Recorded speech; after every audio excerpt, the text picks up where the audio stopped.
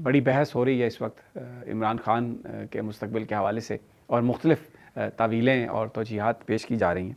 मैं इसके जैसे मैंने कल ये बात की थी 3 4 5 जहतें हैं इस सारी सिचुएशन की, उस पर बात कर लेते हैं।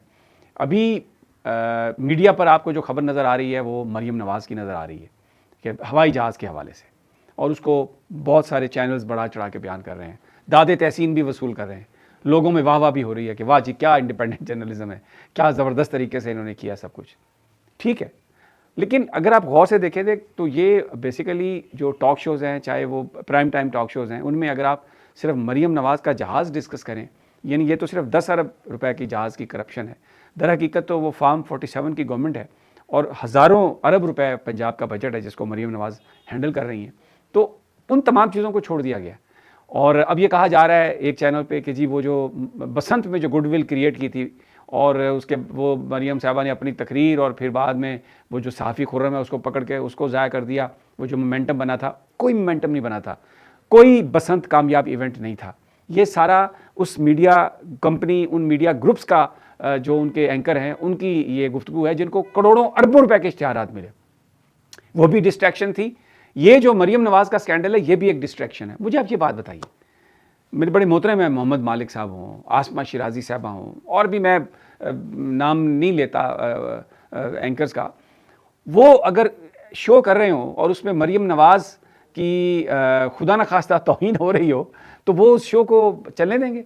और फिर क्या ओनर्स जो इतने पैसे लेते हैं वो उस शो को चलने देंगे? क्योंकि ये सब रिकॉर्डेड शो है, लाइव तो है नहीं इनमें कोई भी, नहीं, हरगिज़ नहीं।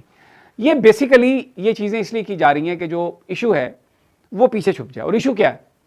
इशू मैं आपको बता देता हूँ। इशू ये है कि इमरान खान ने जिस अंदाज में पिछले 2-4 हफ्तों में इस गवर्नमेंट को अपनी बीमारी के बावजूद डील किया है, जिस तरह से इनकी हर उस साजिश को नाकाम बनाया जो ये साबित करना चाह रहे थे कि इमरान खान ने डील कर ली, इमरान खान कमज़ोर पड़ गया, इमरान खान बाहर आ गया, बनी गाला चला गया, शिफ्ट हो गया, भाग गया, उस सारी चीज़ को इमरान खान ने नफ़ी कर दिया। जो भी डील की बात हो रही थी, चाहे वो पीटीआई के लीडर कर रहे थे, चाहे वो आईन तहफ़्फ़ुज़ पाकिस्तान के लीडरान कर रहे थे, इमरान खान का उनसे कोई ताल्लुक़ इस हवाले से ना कोई कमिटमेंट थी, ना कोई गुफ्तगू थी। इमरान खान जो इंतहाई करीबी ज़राए हमें बता रहे हैं, इमरान खान किसी कीमत पर भी इस हुकूमत से कोई रिलीफ नहीं लेना चाहते। वो कहते हैं, अगर आपको याद होगा बुशरा बीबी साहबा का जो पहला ट्वीट था, उसके बाद मरियम वट्टू साहबा का जो दूसरा ट्वीट था, यानी वो बुशरा बीबी साहबा की बात थी, उसमें उन्होंने टैग किया हुआ था ह्यूमन राइट्स ऑर्गेनाइजेशंस को और वकला से ये कहा था कि फौरी तौर पर सुप्रीम कोर्ट जाएं और बात करें। हुकूमत यहाँ पर यह समझ रही थी कि जी बस अब डील होने वाली है और इमरान खान बनी गाला चले जाएंगे और मामला कुछ नरम हो जाएंगे। सोहेल अफरीदी की जो कोर कमांडर से मुलाकात थी, सोहेल अफरीदी की जो और बहुत सारे हाई अप्स के साथ बात थी, एपेक्स कमेटी की जो बात थी, शहबाज शरीफ साहब से जो गुफ्तगू थी, वो क्योंकि वो बतौर चीफ मिनिस्टर उनके ऊपर बहुत ज़्यादा रिस्पॉन्सिबिलिटी भी है और इमरान खान साहब की हदायत भी है कि अपनी गवर्नेंस आपने पूरी करनी है। लेकिन ये नादान लोग ये समझ बैठे कि शायद अब मामला जो है वो हल हो गया है और अब इमरान खान साहब बड़ी आसानी से बनी गाला शिफ्ट हो जाएंगे। हरगिज़ ऐसा नहीं। उन्होंने जब इस बात से इनकार किया, वो आप राना सनाउल्लाह साहब को सुन लें कि वो ऐसी बातें करता है, वो अपनी बात करता है, वो किसी की बात सुनने के लिए तैयार ही नहीं है, कोई बात मानने के लिए तैयार ही नहीं है, तो उसको कैसे हम शिफ्ट कर दें? तो इमरान खान, और यही वजह है कि शहजाद इकबाल और दूसरे लोग जो एंकर हैं वो इस वक्त ये बता रहे हैं कि इमरान खान इनको एनआरओ नहीं दे रहा। इन्होंने प्रोजेक्ट तो ये किया कि इमरान खान के लिए बीमारी का जो वावेला है वो किया जा रहा है और ताकि उसको घर या हॉस्पिटल शिफ्ट किया जाए। वो ये गवर्नमेंट ये तासुर देना चाहती थी कि इमरान खान कमज़ोर हो गए, ऐसा हरगिज़ नहीं था। इमरान खान की जो बीमारी की खबर चलाई, मतलब जो लीक की गई थी, वो भी कोई इसलिए नहीं लीक की गई थी कि इमरान खान जो हैं वो उनके साथ किसी की कोई मोहब्बत थी। ज़ाहिर है रिपोर्टर के पास तो खबर, असदुल्ला खान साहब के पास एक खबर आई, उन्होंने दे दी, लेकिन मैं उस जहन की बात कर रहा हूँ जिसने ये इन्फॉर्मेशन लीक की। उनका मकसद ये नहीं था कि वो कोई इमरान खान साहब के हमदर्द थे, वो एक्चुअली बीमारी की खबर को हाईलाइट करके माहौल क्रिएट कर रहे थे कि इमरान खान साहब की तरफ से ये बात हो, उनकी फैमिली की तरफ से, और उनको हॉस्पिटल या बनी गाला शिफ्ट किया जाए। लेकिन इमरान खान साहब को जब इस बात का पता चला, ही रिफ्यूज्ड। उन्होंने कहा मुझे कि कहीं पर नहीं जाना, मुझे आप इलाज कराएं जो मेरा बुनियादी हक है। मैं हुकूमत को ये दरख्वास्त नहीं दूंगा कि मुझे बनी गाला शिफ्ट कर दें, मुझे कोई रिलीफ दें और अदालतों में मेरे मुकदमे लगाएं, मेरे ये मसले लगाएं और जो एज ए प्रिजनर जो मेरी सहूलियात हैं वो मुझे दें। मैं इसमें कोई दरख्वास्त हुकूमत को नहीं दूंगा, ना हुकूमत से मैं कोई रिलीफ लेने के लिए तैयार हूँ। तो ये डिस्टॉर्शंस जो हैं, अब एक और इसका पहलू मैंने पहले भी जिक्र किया था, आज मैं फिर बता देता हूँ। 26 नवंबर का जो यहाँ पर सारा खेल इस्लामाबाद में हुआ, जिसमें मासूम लोगों को गोलियाँ मारी गई, और एक बड़ी बात आज भी की जाती है कि जी संगजानी चले जाते, डी चौक ना आते। भाई डी चौक क्यों ना आते? डी चौक क्या कोई इसराइल का इलाका है? डी चौक में कौन, कोई फरिश्ते रहते हैं, इंसान नहीं रहते? एहतजाज उन्हीं लोगों के सामने होगा ना जिन लोगों ने ये सारा मामला ख़राब किया हुआ है। तो अगर एक पुरअमन एहतजाज डी चौक में क्यों नहीं किया जा सकता? असल तो जुल्म तो उन्होंने किया जिन्होंने गोलियां मारी, जिन्होंने बराह रास्त शूटिंग की, और उसके बाद रिपोर्टेडली उन्होंने वो मैयतें गायब की, और फिर उसके बाद उन लोगों पर दहशतगर्दी का पर्चा बना के उनको अंडर कर दिया। पूछे ना मतीउल्लाह जहां से क्यों उठाया था उसको? नाजायज ड्रग्स का मुकदमा जो अब पंजाब लेबॉर्ट्री ने कह दिया है कि वो कोई ड्रग्स थी ही नहीं, क्यों ये सब कुछ किया था? उसका जो मलबा है वो कहते हैं जी वो इमरान खान तो मान गया था, बुशरा बीबी ने सब कुछ ये खराब किया। और अब मैंने आपसे पहले पिछले वीलॉग में कहा था कि आप नजर रखें, अब अलीमा खान को विक्टिम बनाया जाएगा। अलीमा खान साहबा के बारे में ये कहा जाएगा कि सारी डील हो गई थी, इमरान खान जाने वाले थे और अलीमा खान साहबा की वजह से ये नहीं हुआ। याद रखें इस बात को। इस वक्त मैं अलीमा खान साहब की बहुत सारी चीज़ों के पर हम उनके क्रिटिक रहे हैं, लेकिन इस वक्त अलीमा खान जो बात कर रही हैं वो अपने भाई की बात कर रही हैं, और वो उन्हें पता है कि उनका भाई किसी तरह की रियायत लेने के लिए तैयार नहीं है। ना उनके भाई की कोई इंस्ट्रक्शन है कि आप इस हुकूमत से कोई रियायत के लिए दरखास्तें लें या उनसे कोई बारगेनिंग करने की कोशिश करें। लेकिन अब पीटीआई के अंदर जो एक नई चीज़ शुरू की गई है, जिसमें अली अमीन गंडापुर एक नया स्टूज बन के सामने आया, पहले भी था वो, लेकिन अभी जो ये सब कुछ हुआ है उसमें अलीमा खान को बुरा भला कहा जाएगा, सलमान अकरम राजा को बुरा भला कहा जाएगा, पार्टी के अंदर झगड़े करने की इस तरह से कोशिश होगी कि जी वो मेरी बात नहीं सुन रहा, वो मेरी बात नहीं सुन रहा, मैं जा रहा हूँ। बहुत हद तक ये जो लीडरशिप है ये कंप्रोमाइज्ड है।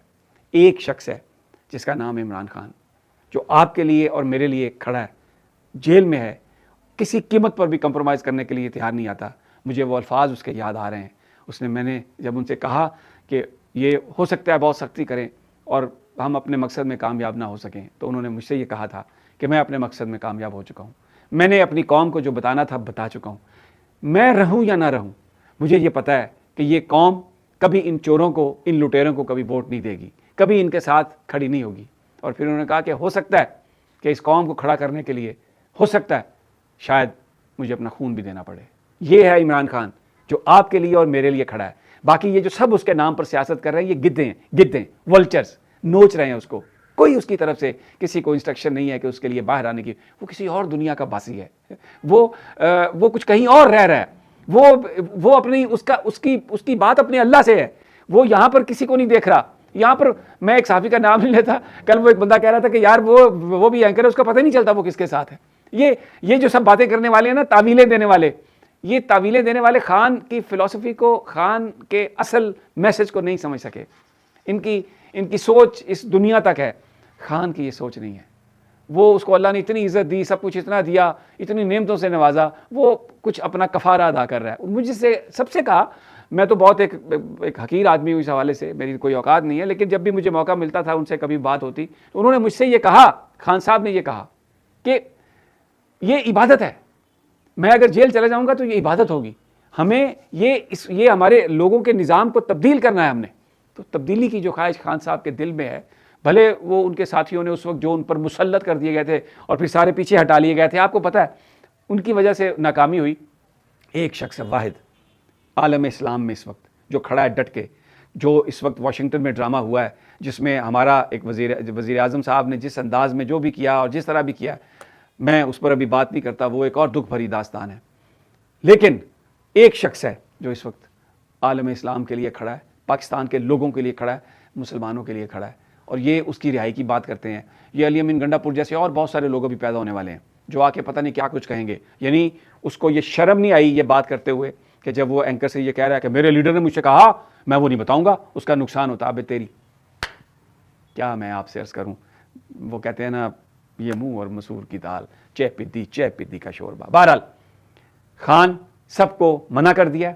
आने वाले दिनों में आप तनकीद भी देखेंगे, बहुत कुछ सुनेंगे, लेकिन वो अपनी जगह पे खड़ा है। और होशियार पीटीआई के वर्करों को होना है, क्योंकि ये लीडरशिप जो है ना, ये सारी मैं आपको बताऊं बहुत हद तक कंप्रोमाइज़ हो चुकी है। ये सारी तावीलें करते हैं, ट्रक की बत्तियों के पीछे लगाने की कोशिश करते हैं। खान के लिए तो रिहाई, वर्कर्स को सड़क पर लाने की तो कॉल ही नहीं दी किसी ने, ना अचकज़ई साहब ने दी, ना अलामा राजा नासिर अब्बास ने दी, ना पीटीआई ने दी। और पीटीआई की लीडरशिप तो अब कहती है ये तो मैंडेट है अचकजई को और अल्लामा राजा नासिर अब्बास को ये दे दिया। और भाई उनको मैंडेट दिया था कि आप गुफ्तगू कर लें, जो पॉलिटिकल दूसरी चीजें हैं, जो आपकी जो स्टैंडिंग्स हैं, जो आपकी एक्टिविटी है, जो आपका एहतजाज है, जो आपने पार्टी को मुनज़्ज़म करके उठना है, उसकी जिम्मेदारी तो अचकजई साहब पर और अल्लामा राजा नासिर अब्बास पर नहीं है। आपने तो बस उसको एक लगा के लो जी भेज दिया उधर। सब मिले हुए हैं, सब बिके हुए हैं। एक शख्स है जो मेरे और आपके लिए खड़ा है, जिसको परवाह नहीं है किसी की, और इंशाल्लाह परवाह होगी। वो वक्त आएगा, मेरा अल्लाह वो वक्त लेके आएगा, क्योंकि मैं अभी आपसे बात कर रहा हूं और मेरी आंखों में इमरान खान की वो आंखों की चमक इस वक्त मैं देख रहा हूं। तो उसने कहा कि नहीं, मैं आज फिर आपको वो बात बता देता हूं। अडयाला जेल में उन्होंने मुझसे कहा कि ये जेल है, ये मैं इमरान खान, ये तुम समी इब्राहिम और ये जज बैठा है। यहां से इमरान खान की हड्डियां जाएंगी, डील नहीं जाएगी, कंप्रोमाइज नहीं जाएगा। मैं इस कौम के लिए जान दे दूंगा, जान। आप ना दें उसके लिए जान, वो तो आपसे नहीं कहता कि मुझे जान दो, वो कहता है लड़ो इंडिपेंडेंस ऑफ जुडिशरी के लिए। आज तक खान ने ये नहीं कहा कि मेरे लिए बाहर निकलो। वो कहता है आजादी है सहाफत के लिए लड़ो, वो कहता है आजादी है अदलिया के लिए लड़ो, पार्लिमान में हकीकी नुमाइंदों को लाने के लिए लड़ो, आइन में जो लिखा है तमाम इदारे उसके अंदर रहकर काम करें, इसके लिए